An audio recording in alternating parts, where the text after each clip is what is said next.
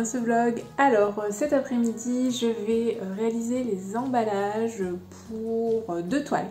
Donc pour celle-ci que vous m'avez vu réaliser dans le précédent vlog. Donc il va falloir que je fasse le carton pour pouvoir envoyer ça dans les jours qui viennent. Et ensuite, je vais, tant qu'à être lancée dans les emballages, je vais également faire celui du chien loup que, en fait, je vous en ai parlé, j'ai préparé le fond dans le précédent vlog et j'ai commencé à le peindre. Alors, je vais vous montrer ça. Voilà, alors pour le moment, c'est juste l'esquisse préliminaire. Et alors, je ne vous ai pas filmé la réalisation pour la simple et bonne raison que j'ai filmé pour Instagram. J'ai fait un reel sur Instagram, donc pour ceux qui ne savent pas, c'est une vidéo au format assez court dans laquelle vous pouvez, agencer de courtes vidéos pour faire un montage pour ne faire qu'une seule vidéo. Et du coup, le souci, c'est que j'aurais bien aimé l'inclure dans ce vlog. Je pense que je vous le mettrai quand même pour que vous voyez quand même un petit peu les étapes. Mais le problème, c'est que c'est pas dans le même format. Parce que sur Instagram, les stories et les reels et les IGTV, il faut les filmer dans le format en hauteur, si vous voulez, en format portrait. Parce que en fait, quand vous défilez sur Instagram, c'est plus simple de faire sur son téléphone. Voilà, c'est dans le sens du téléphone. Tandis que pour mes vidéos YouTube, en fait c'est en 16/9, donc c'est dans ce sens-là. Donc je ne peux pas filmer, j'ai toujours trouvé ça bête, je ne peux pas filmer un truc et le mettre sur les deux réseaux. Sinon en fait on va avoir des formats qui sont pas corrects. Donc là vous allez voir, je vais vous mettre juste après le reel que j'ai réalisé sur Instagram. Et bien au final ça va être en hauteur comme ça et vous allez le voir tout petit.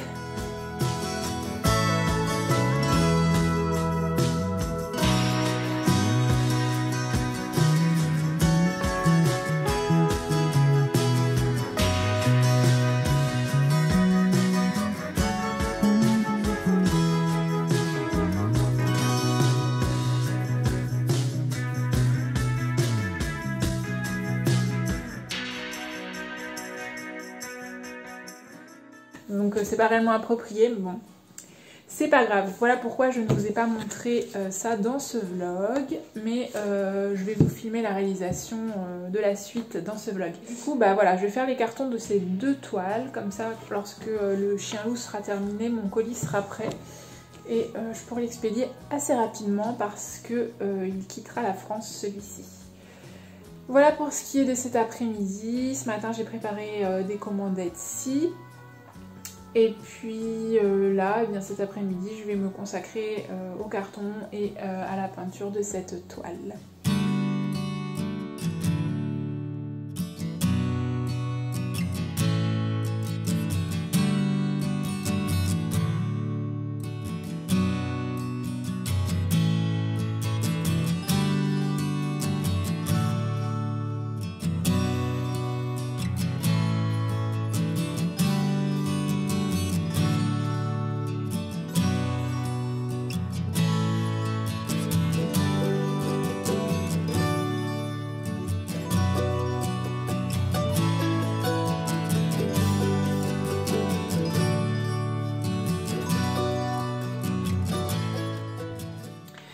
Pour information, pour ceux qui veulent savoir comment je réalise mes cartons, j'ai réalisé une vidéo spéciale où j'explique de A à Z comment je fais.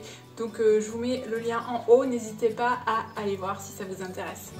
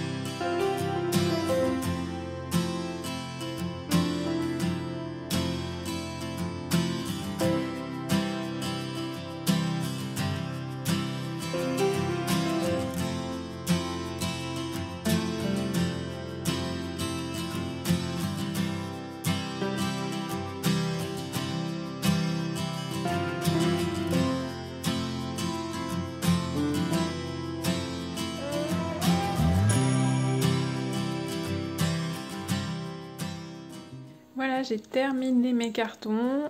Ça, c'est mes couvercles. Et puis maintenant, il va falloir que je range. Vous allez voir le bazar.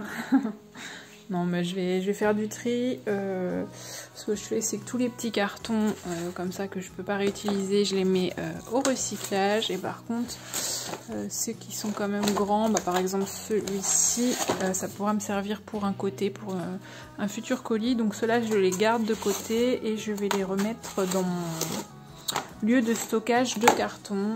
Vous savez, je vous y avais emmené une fois, là où il y a plein de toiles d'araignée dégueulasses. Donc voilà, je fais le tri et puis je vais enfin pouvoir commencer à peindre.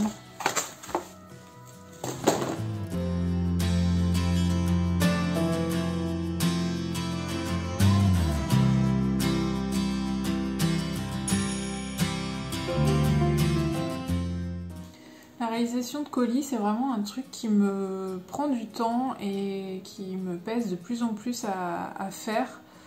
Je sais pas comment faire en fait parce que je veux que mes toiles soient bien protégées. Donc je réalise mes cartons sur mesure, mais à côté de ça, ça me prend tellement de temps, c'est pénible, il faut les stocker. Après quand je les découpe, là ça me met des petits bouts de carton partout, donc après il faut que je renettoie. Et puis voilà quoi, c'est pas génial, c'est pas le plus agréable à faire. Donc autant les petits colis ça peut aller, mais les grandes toiles, à chaque coup que je dois faire l'emballage pour l'envoi des grandes toiles, à chaque coup c'est oh, il faut que je fasse ça. je repousse, mais bon, il faut que je le fasse. Je sais qu'il existe des boîtes, des entreprises qui vendent des cartons d'emballage tout faits, mais j'avais regardé et en fait ça ne me convient pas parce que la plupart en fait c'est des cartons plutôt fins et bah, en fait moi le problème c'est que je veux quelque chose de vraiment épais, au moins 2 cannelures. Vous savez, je vous avais dit,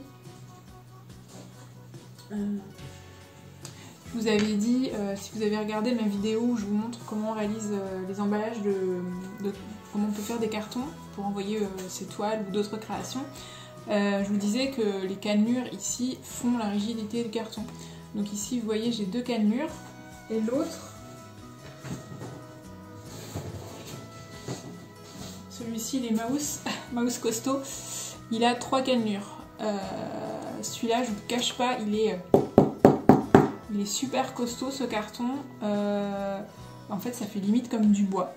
Donc ça je sais que quand j'envoie une toile là-dedans, je sais qu'il n'y a pas de problème, mis à part si le colis se perd, le colis ne pourra pas être abîmé, enfin du moins le colis peut être abîmé légèrement en surface, mais la toile à l'intérieur, vu comme je protège, elle n'aura rien.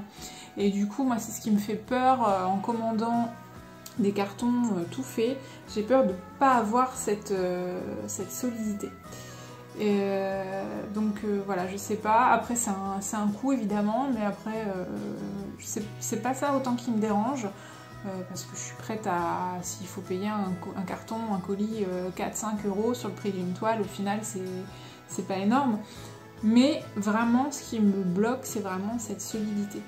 Donc si vous connaissez toutefois des entreprises qui font des cartons qui seraient solides, n'hésitez pas à m'en parler, ça m'intéresse. En attendant, je fais comme ça, mais c'est vrai qu'à l'avenir, je pense que je vais quand même réfléchir pour modifier ça, parce que c'est quand même une grosse perte de temps, je trouve. Dans un sens, ça fait partie de mon travail, mais le temps où je suis en train de faire un colis, eh bien, je ne suis pas en train de peindre, je ne suis pas en train de répondre à vos questions, je ne suis pas... Enfin voilà, tout ce qui fait réellement mon métier et ce qui fait ce que j'aime en fait réellement faire. Donc pour les calendriers de l'Avent et pour les calendriers 2021, si vous vous souvenez, pour les calendriers de l'Avent, j'avais acheté des cartons, mais c'était du simple cannelure, je crois. Mais franchement, c'était tellement pratique, quoi. Dès que j'avais un puzzle à expédier, hop, je prenais mon carton, je le scotchais et j'emplissais et c'était bon. Alors que là, j'ai tout le processus de découpe, de collage. voilà. Bon, c'était juste pour vous parler de, de ce petit, c'est pas un souci, j'allais dire un souci, mais ce petit truc qui m'embête quoi. Bon, je crois qu'il est pas loin de 4 heures déjà. Ce que je vais faire, c'est que je vais me faire un goûter et puis après je vais me mettre à peindre. Mais avant, il faut que je finisse de ranger, j'ai pas terminé. J'ai pas terminé de ranger mes cartons, faut que j'aille emmener ça dans mon abri à carton et puis que je libère la place.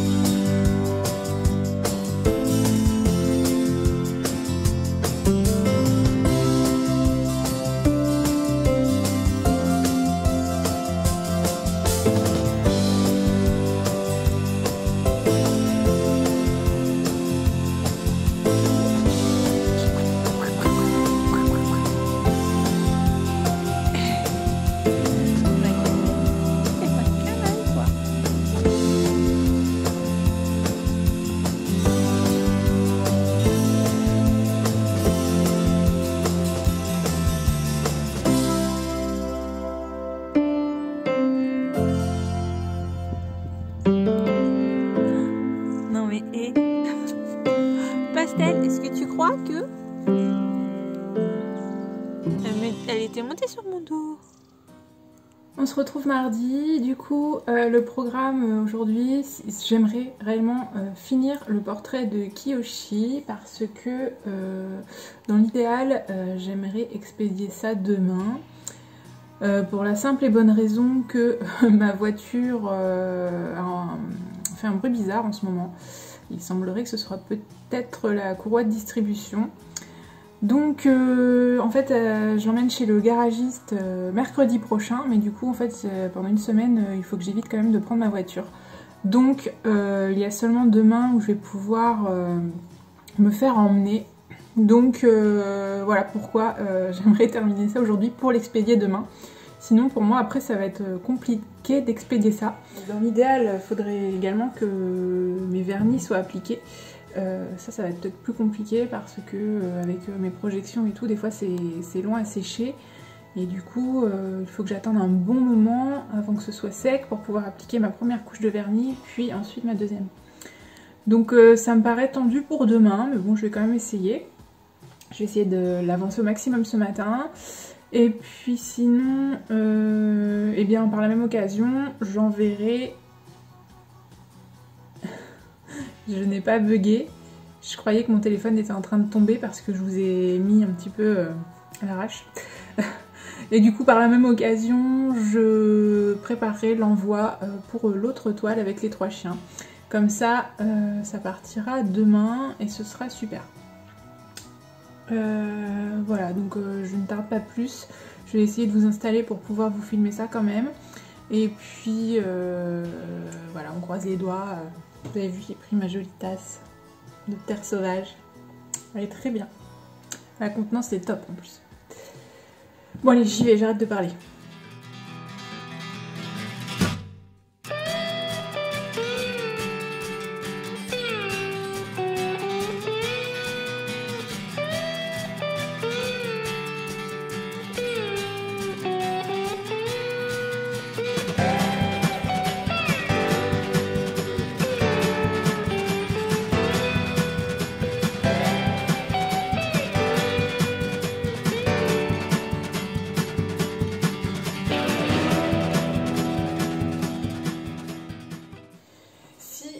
Vous utilisez de la peinture en grande quantité, si vous avez besoin d'une grande quantité de peinture, moi c'est ce que je fais pour mon noir et mon blanc, en fait je les prends en gros volume. En fait là c'est des 1000 ml, mais en fait c'est pas du tout pratique, parce que quand je dois récupérer la peinture qui est au fond, vous voyez en fait je m'en mets souvent partout sur les manches de mes couteaux, de mes pinceaux, du coup après j'en ai plein les doigts. Et c'est pas génial pour récupérer vraiment tout ce qui est au fond. Donc petit conseil à moi-même, et du coup petit conseil à vous si toutefois vous voulez acheter des grosses quantités. Achetez plutôt 2 fois 500 ml que 1 fois 1000 ml. Certes ça doit être un petit peu plus cher, mais c'est quand même vachement plus pratique. Ça doit être... Voilà, ça c'est, vous voyez la différence de taille. Ça c'est du 500 ml et du coup pour accéder au fond c'est plus pratique. Il y a aussi la possibilité, parce que normalement moi je m'en sers comme ça, je vais piocher dedans. Mais il y a aussi la possibilité, lorsque je remets ça, de verser. Vous voyez il y a quand même un embout spécial, vous le renversez, vous versez. Mais je trouve que pour récupérer ce qui est au fond c'est pas le top, quoi. Il y a une perte pas possible. Donc la prochaine fois que je m'en achèterai, je prendrai des dimensions un petit peu plus petites. Et voilà, d'ailleurs j'ai commencé à me faire une petite liste là de matériel de peinture que j'ai besoin. J'ai noté des petits pinceaux notamment parce que vraiment, je vous en parlais dans un précédent vlog, mais mes pinceaux ils sont tous tordus. Et pour faire les petits détails c'est la galère. Et puis j'ai noté, voilà, après de la peinture, il me manque beaucoup de... il va vite me manquer du moins. Il va vite me manquer du blanc, du rouge, du jaune. Voilà, après essentiellement des couleurs primaires. Parce que je travaille essentiellement avec les primaires. Après des fois quand j'ai la flemme de me faire mes mélanges, je prends des couleurs toutes faites. Mais en règle générale, je fais mes propres mélanges. Voilà, il faut savoir qu'à partir des couleurs primaires, vous pouvez obtenir toutes les couleurs en fait, mis à part bien sûr le blanc, qui n'est pas faisable en peinture, mais ouais, vous pouvez fabriquer toutes vos couleurs à partir des couleurs primaires. Donc ça c'est une question d'apprentissage de mélange. Oh. Ça c'est trop satisfaisant.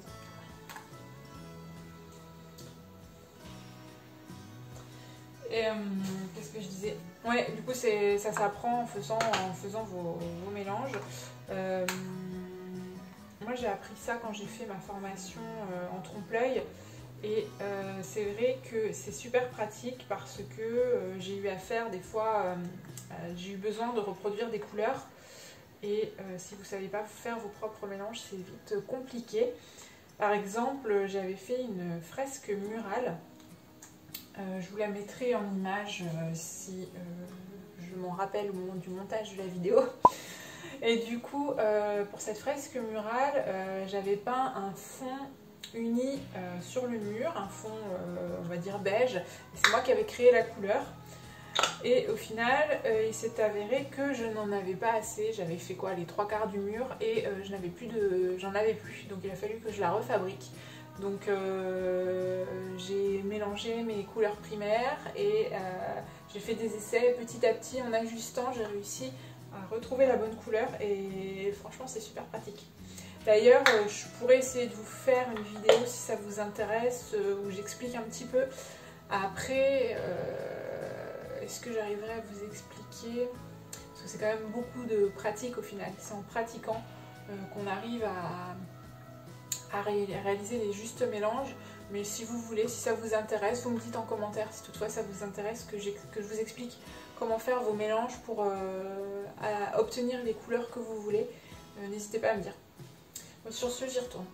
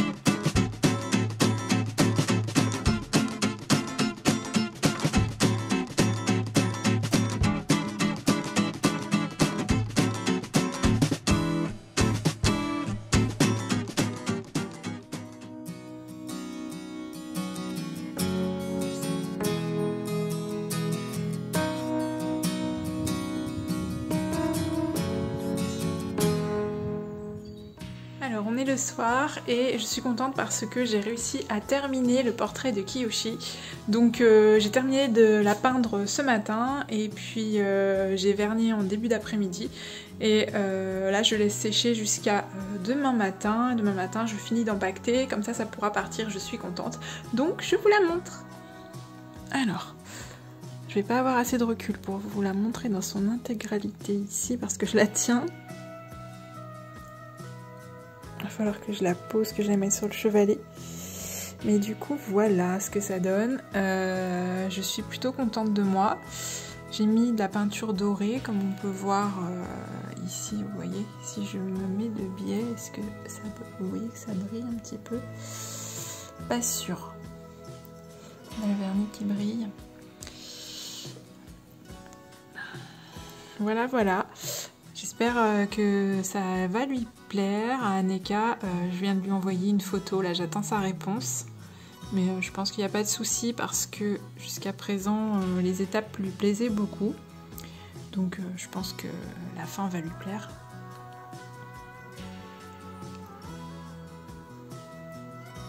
Voilà de plus loin ce que ça donne. C'est vraiment un format qui est sympathique, je trouve, parce que c'est quand même plus grand que la taille de l'animal. Et moi, ça me permet d'appliquer pas mal de détails. Donc, ouais, j'aime bien travailler sur ce format. Donc, c'est un 50 par 70 cm. Et puis, par rapport à moi... Alors, attendez, je vais me tourner. Vous voyez, si je me mets à côté, ça fait quand même un bon format de toile, je trouve. Donc voilà, il n'y a plus qu'à partir. J'ai fait les photos tout à l'heure. La luminosité était un petit peu basse, mais bon, il n'y avait plus de soleil, donc des fois les photos sont faites un petit peu comme je peux, parce que voilà, quand les toiles doivent partir assez rapidement, des fois j'ai pas le temps de faire des bonnes photos parce que le temps ne s'y prête pas spécialement. Alors autant des fois il va faire beau, autant des fois c'est couvert, donc tant pis. Et puis bah, après j'ai les films, j'ai filmé aussi pour faire un reel, donc je vous publierai je pense d'ici quelques jours, vous l'aurez peut-être vu d'ailleurs quand vous verrez ce vlog. Je suis un peu fatiguée là, je vais continuer de préparer ça, continuer de préparer le colis, les papiers qui l'accompagnent, et puis après je vais terminer ma journée.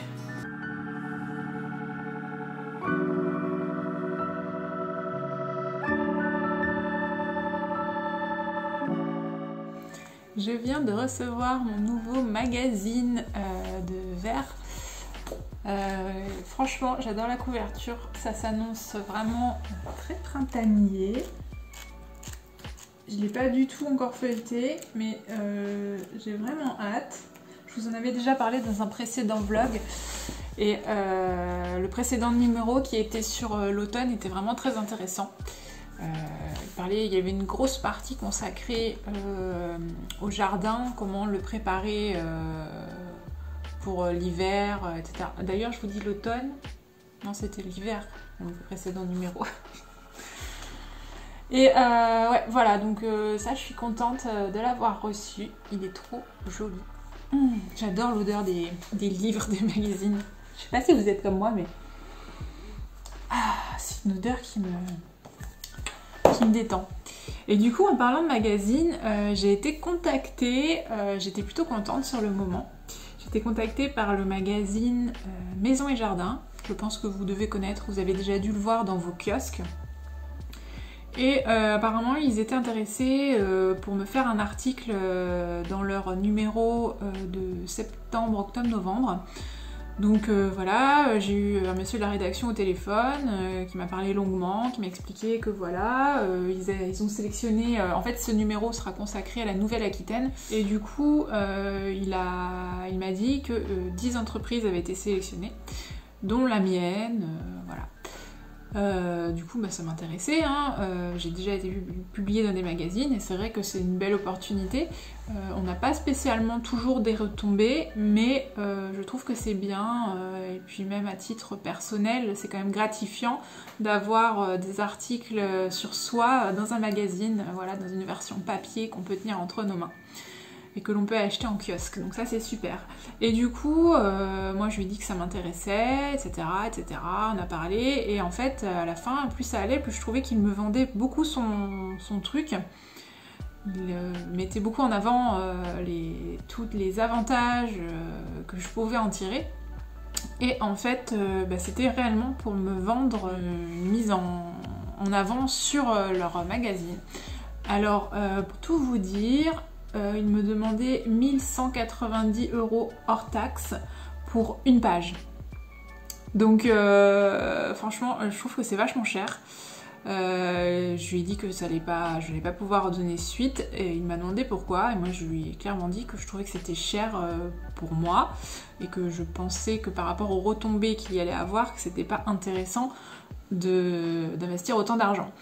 Je vous cache pas que j'étais étonnée quand il m'a annoncé un tarif, parce que dans tous les magazines dans lesquels j'ai été publiée, en aucun cas j'ai payé, et dans tous les cas ça s'est passé, enfin je sais pas, je trouve que c'est du donnant-donnant. Au final on offre du contenu au magazine et le magazine nous offre une visibilité. Et du coup bah là il me demandait de payer. Je vous cache pas que j'ai même pensé à une arnaque. Parce que ça me paraissait quand même bizarre. Je ne savais pas que les magazines fonctionnaient ainsi. Donc a priori c'était pas une arnaque, hein. Le monsieur a été très courtois, il a compris ma décision. Mais moi j'ai été très étonnée. Donc ces 1190 €, c'est vraiment le prix de base. Si vous voulez plus de pages, etc., c'est encore bien plus cher. Donc voilà, je n'ai pas donné suite, c'est pas grave, tant pis pour moi. J'aurai peut-être l'occasion d'être dans d'autres magazines prochainement. D'ailleurs, je vais vous montrer ceux dans lesquels je suis déjà parue. Alors, voilà, j'ai déjà été publiée dans tous ces magazines. Alors, le premier, enfin c'est pas spécialement dans l'ordre de publication, mais Le premier dans lequel j'ai été publiée, c'est celui-ci, le club des chats des forêts norvégiennes. C'est un magazine qui n'est pas très connu, mais j'ai quand même eu la chance d'être publiée dedans. J'ai eu 2 doubles pages, comme vous pouvez voir ici. Donc ça, c'était plutôt cool. C'est un joli magazine en plus, il est bien... je sais pas s'il existe encore. Mais c'est un joli magazine quand même. Ensuite, j'ai été publiée dans... Alors... Page 50. Je trouve vite fait la page. C'est ça? Non. Ah oui. Alors en fait, j'avais participé à un concours organisé par le magazine Plaisir de peindre. Et en fait, il mettait à disposition plusieurs croquis de base et c'était à nous d'en faire notre propre interprétation. Et j'avais complètement oublié ce concours, j'y avais participé, j'avais fait un petit chat et j'avais complètement oublié ce concours et un jour je reçois un colis. Je me dis qu'est-ce que c'est que ce colis? J'ai rien commandé. Et là j'ouvre et en fait c'est que j'avais gagné le concours. Alors je suis arrivée... je sais pas, attendez. Du coup il y avait 20 lauréats et j'ai eu la chance de faire partie des 20 lauréats. Donc voilà, ça c'était leur magazine spécial pour leurs 20 ans et pour lequel ils ont organisé le concours. Et du coup, à la page où ils indiquent les lauréats, eh bien, on me retrouve ici avec le petit chat en question. Donc, super contente et très étonnée. Et je crois que c'est l'une des premières fois que je gagne un concours. Je fais rarement des concours, mais c'est vrai que celui-ci me tentait bien. Il y avait un petit chat en plus en croquis préalable. Donc voilà, ça me plaisait bien. J'avais un petit peu arrangé le croquis à ma façon et puis ensuite voilà j'ai interprété ça à ma façon et du coup suite à ça dans leur numéro 75 vu que j'étais lauréate, ils m'ont proposé de faire une interview avec mon travail et du coup voilà ce qu'ils m'ont fait, la cause animale au bout du pinceau. Et du coup là pareil, j'avais plusieurs doubles pages, 2, après c'est autre chose. Donc encore un chouette article, j'étais super contente. Ensuite on va dans le monde des chevaux avec Cheval Pratique, je pense que vous connaissez. J'ai été publiée dedans, alors c'était pas un truc énorme mais bon ça fait toujours plaisir. Alors attendez que je vous le retrouve. Voilà, hop, voilà, j'avais un petit encart ici. 6 questions à Jessica Saint-Siquet. Donc sympa aussi, hein, ça fait toujours plaisir. Et puis là encore une fois, j'ai pas payé pour cette publication. Donc c'est toujours bon à prendre. Ça me fait un petit coup de pub également. Donc voilà. Après on continue dans Spécial Chat. Je pense que celui-ci vous connaissez aussi, il est assez répandu. Magazine d'une passion. Alors où est-ce que je suis? Je les redécouvre avec vous, hein, parce que ça fait quand même plusieurs années pour certains. Celui-ci, c'est 2014. Tac. C'est là. Et là, pareil. Alors là, j'avais vu plusieurs doubles pages. Alors quand vous ouvrez le magazine, que vous savez pas trop ce qui vous attend et que vous tombez là-dessus, franchement, ça fait bizarre. Hein. C'est super chouette.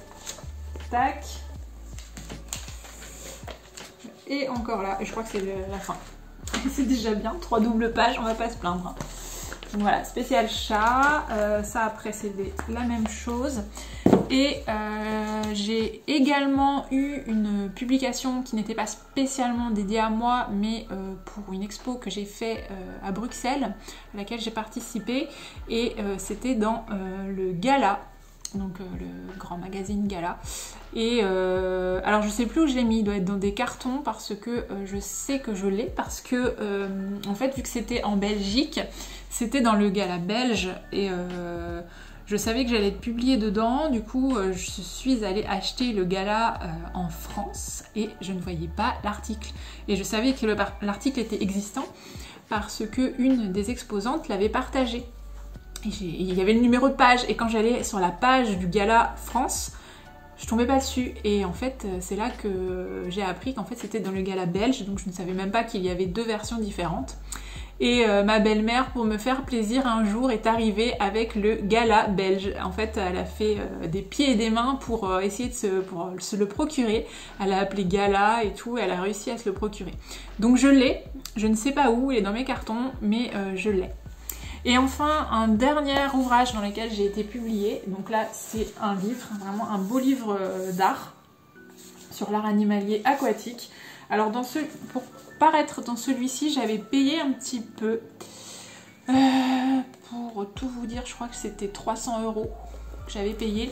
Et en contrepartie, ils m'ont envoyé plusieurs exemplaires du livre quand même que j'ai pu vendre. Donc au final, je trouvais que c'était correct, c'était pas énorme, sachant que c'est un livre d'une valeur de 40 €. Donc voilà.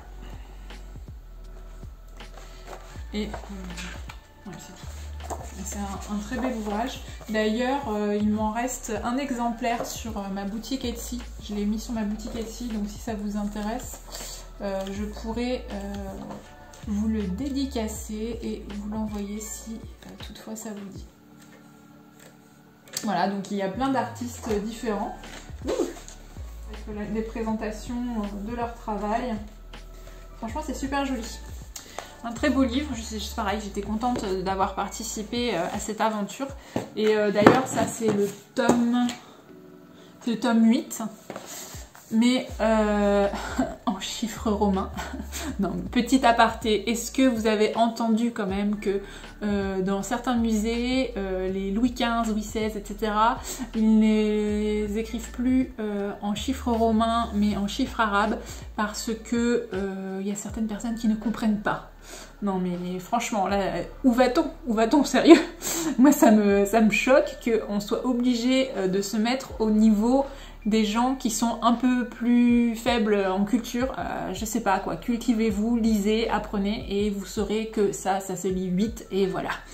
Bref, donc ça, c'était le tome 8. Et du coup, ils en ont plein d'autres sur d'autres thématiques. Donc là, c'est la thématique du monde aquatique. Mais ils ont d'autres thématiques pour lesquelles je n'ai pas participé. Mais voilà, si ça peut vous intéresser, ce sont de très jolis livres, même pour offrir, ça peut être de très jolis cadeaux. Voilà pour ce qui était des publications. Du coup, si vous vous demandez peut-être si ça vous intéresserait, vous, d'être publié dans les magazines, alors autant, moi, des fois, j'ai fait les démarches. Donc j'y suis allée au culot, je les ai contactés, savoir si je pouvais avoir un article, voilà, avoir une collaboration avec eux. Certains m'ont dit oui, certains ne m'ont jamais répondu, donc il faut y aller au culot. Et puis pour certains, ça s'est présenté que c'était l'inverse, c'est eux qui ont fait la démarche de venir vers moi, de me demander si un article m'intéressait dans leur magazine. Donc quand c'est comme ça, c'est super. C'est vraiment de belles opportunités et comme je vous disais, ça vous fait de très bons souvenirs d'avoir un article comme ça dans un magazine. Vous êtes tout content le jour où vous devez aller au kiosque chercher votre magazine avec votre tête dedans, vous êtes là « Oh, c'est moi, trop bien !» Donc c'est super. Mis à part ça, aujourd'hui, j'ai été contactée par une personne donc, pour un futur projet. Donc je ne peux pas vous en dire davantage, je ne veux pas vous en dire trop. Voilà, moi je suis un peu superstitieuse tant que les choses ne sont pas faites, ne sont pas vraiment avancées. J'ai toujours peur qu'il y ait des imprévus et qu'au final le projet n'aboutisse pas. Donc je préfère ne pas en parler. Mais voilà, je vous en parlerai un petit peu plus, un peu plus longuement plus tard, quand ça aura abouti, si ça aboutit. Mais je peux vous dire que c'est un projet vraiment fou. Et franchement, je suis super contente. Je suis trop contente. Je rencontre les personnes pour ce projet la semaine prochaine. Donc j'espère vraiment qu'on va pouvoir se mettre d'accord sur tous les points sur lesquels on doit discuter. Voilà, je ne vous en dis pas plus. Pour ce qui est d'aujourd'hui, donc on se retrouve, j'ai expédié mes 2 cartons, là, mes 2 colis que vous m'avez vu faire ces jours précédents. Et puis là, eh bien, je vais faire le chat qui est une surprise. Donc je vais ne pas pouvoir vous le filmer. Et puis je vais peut-être commencer des fonds. Donc grosso modo, c'est ce qui m'attend cet après-midi. J'ai l'impression d'oublier quelque chose. Non, bah c'est tout.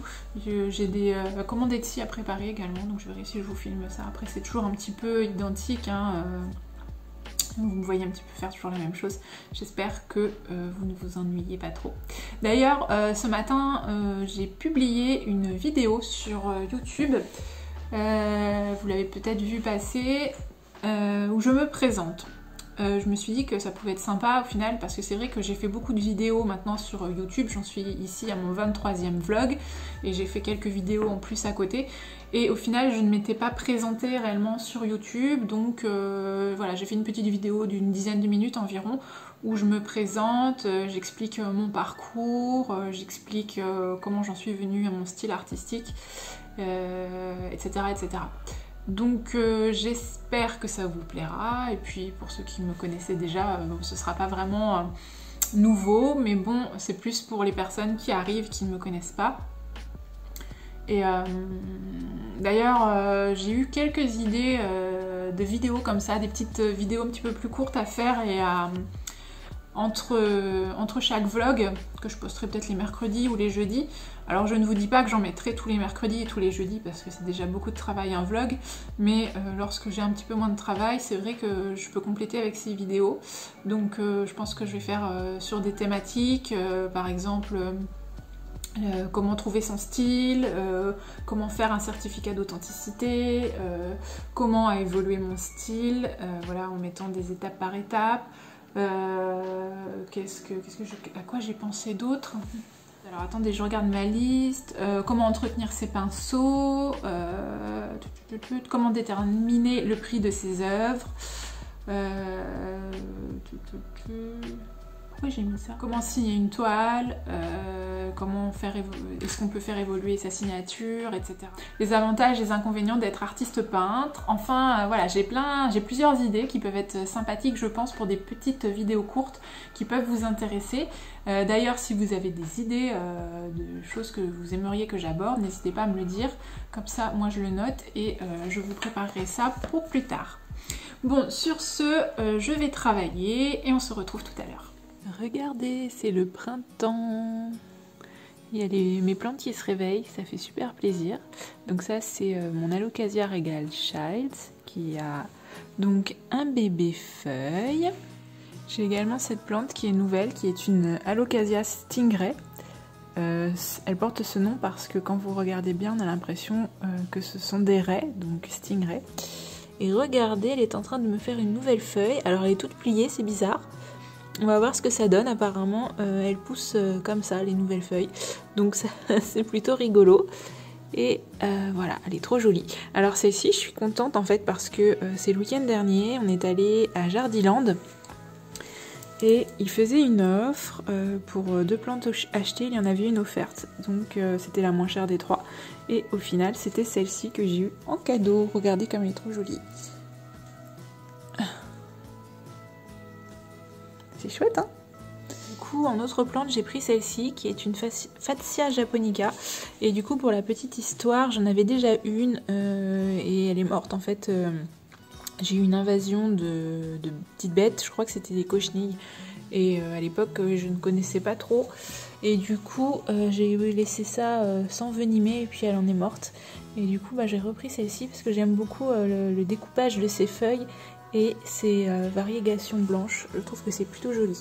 Alors, j'en aurais aimé une qui avait plus de blanc, mais pour tout vous dire, on a pris celle-ci en premier, et j'en ai vu d'autres après qui avaient plus de blanc, et mon homme m'a dit, non, tu as choisi celle-ci en premier, tu prends celle-ci.